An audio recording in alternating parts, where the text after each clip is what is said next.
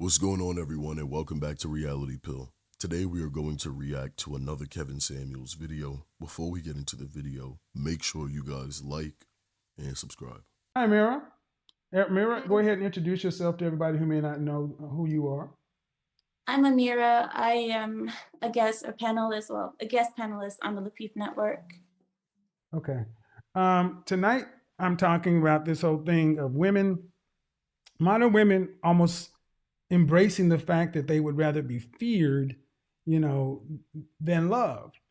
Um, it's a general idea I've had for a minute, but I wanted to kind of bring it out in the wake of the Megan the Stallion article, talk about she believes it's her job to make men feel uncomfortable, and about so many things we're seeing in popular culture today with, women being allowed to just be as flamboyant, exercise as many options as they want to, say things that men can't do, and the power that so many women seem to feel like they garner from that. But I'm not sure that women want to feel that. What do you take it and speak about how you want to? Go ahead. When the lady was talking about respect, I did understand her a little bit, and I know you did too. I Yeah, I heard did. I you. understood what she was meaning. Yeah, I did.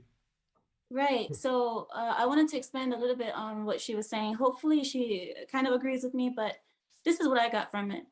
I Mhm. got that she was trying to say that women prefer to be respected, but part of the thing is I think a lot of women see being feared as being respected Mhm. because it's almost like if you fear me, that means you respect me. Mhm. And I think a lot of women feel like, oh, we've come so far, we've done all this stuff, we need to be respected as men, kind Mhm. of.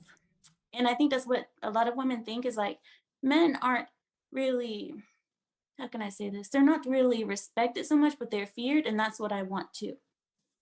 I think I think I think you're onto something. I think a lot of women want they want acknowledgement that they are more than just that they can accomplish things.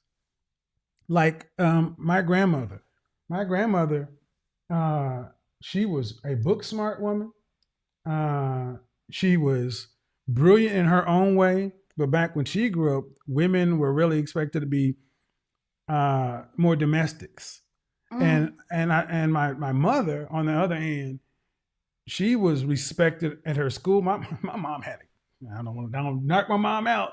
But my mom had a lot of respect, so I can understand why women can want to have respect for being able to accomplish whatever they choose to want to accomplish. And then if they choose to want to stay in the role of a mother, housewife, or so forth, that they have as much respect as other women would have as if they chose to work in the work world.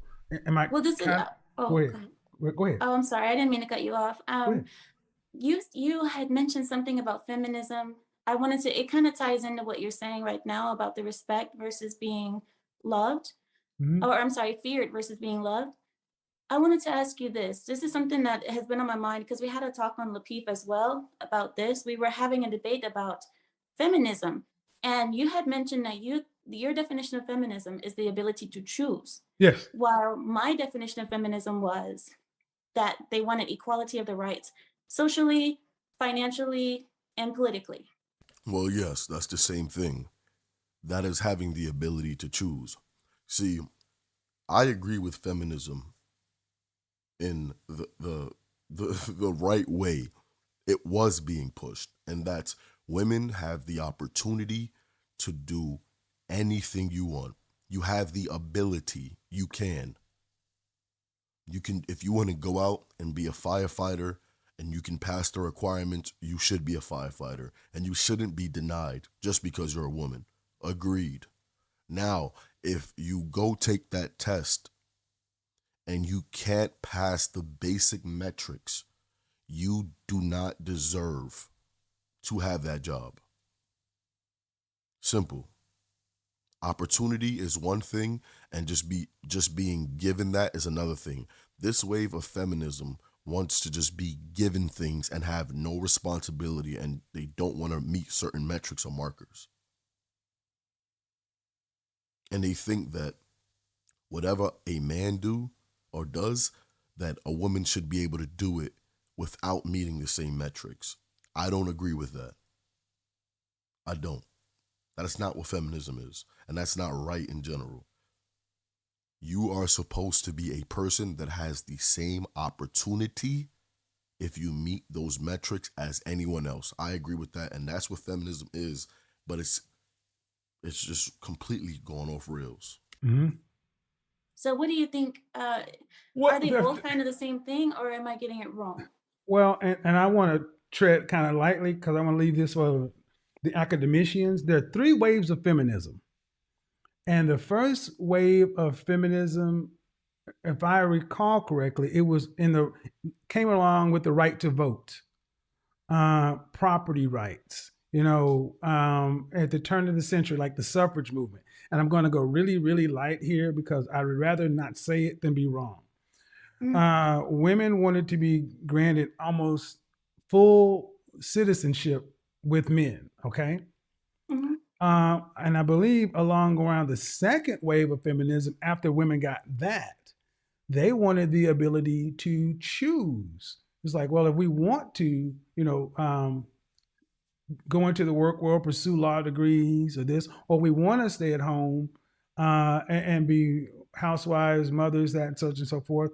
So the ability to have full citizenship, the ability to choose.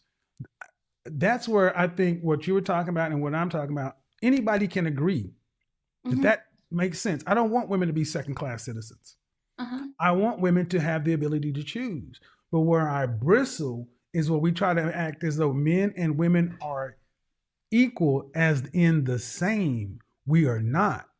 As Right. human beings, Amira and Kevin, biologically, we have far more similarities in our brain, our capacity, such and so forth, but our differences in our neurochemical makeup, our hormone levels, and it's our differences that make us extremely unique. So when we Mm-hmm. try to start saying that men and women should be treated as equals in all things, that's when I bristle because then you start trying to engineer relationships. And Do you I'll think say, that they wanted?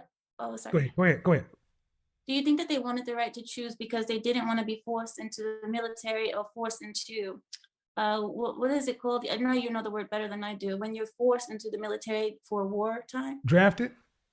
draft, right? Is it you think they wanted that ability to choose because they didn't want to be forced to be drafted?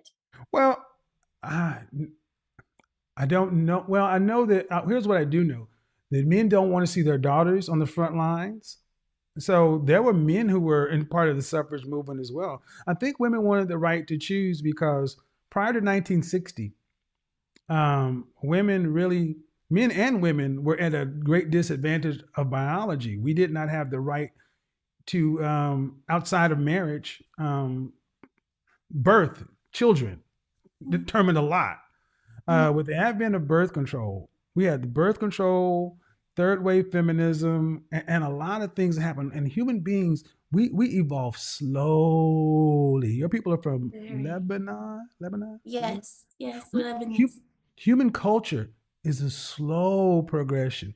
We have made Very. so many changes in the last 100 years that our physiology can't keep up with it. But at the end of the day, one thing that we do know is in the Netherlands, in more egalitarian places on the planet, And when men, Sweden. okay, yeah, in Sweden, yes, when men and women are left to sort themselves out, we do it just fine. Men and women have their equals, and you know what you see? You see more men in science, engineering, technology, math, and more women in healthcare, nursing, these kind of things. We Mm-hmm. know how to do this. True. Exactly. And I've been to the Netherlands. So what Kevin is saying is 1,000% correct. 1,000% correct. And also going back to this part of we are not being able to keep up because we're making so many changes. That's part of the problem. That's honestly part of the problem between someone that's 10 or someone who's 15 or 20 or 25. Their progressions or their mindsets will be on different things because of what they've learned during the period in time of when they were able to properly understand something. It's too much to keep up with. So Very true. Like I have a Facebook group. It's called The Mix, and all I Mhm. did was I picked there are a bunch of people who said, "Hey, I'd like to join the group," and I asked some baseline questions about the men and the women, and I just threw them all in a room. And relationships are popping out of there, marriages are popping out of there.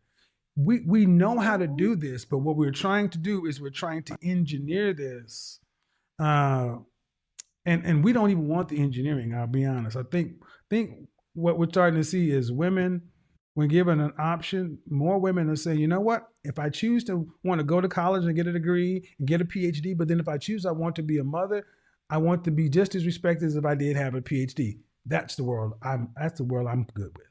I'm good with Well, that can I world. ask you this just really quickly?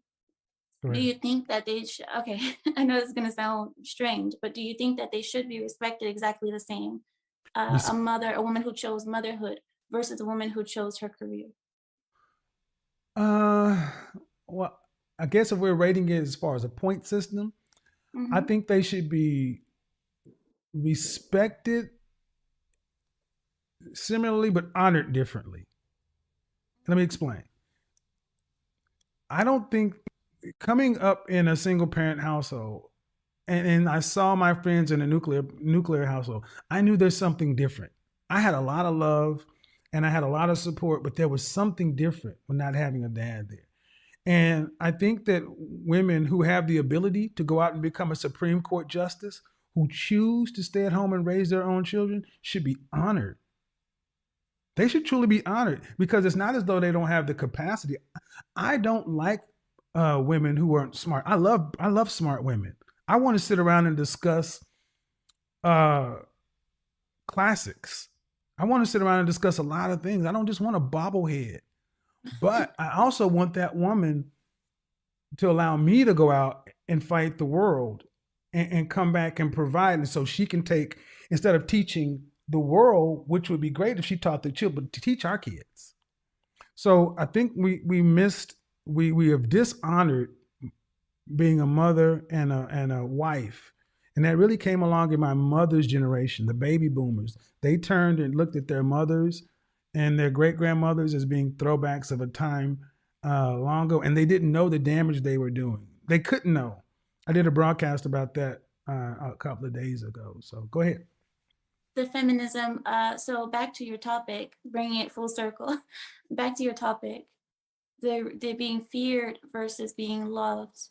Mm-hmm. Can they have both? And can they want both instead of just choosing?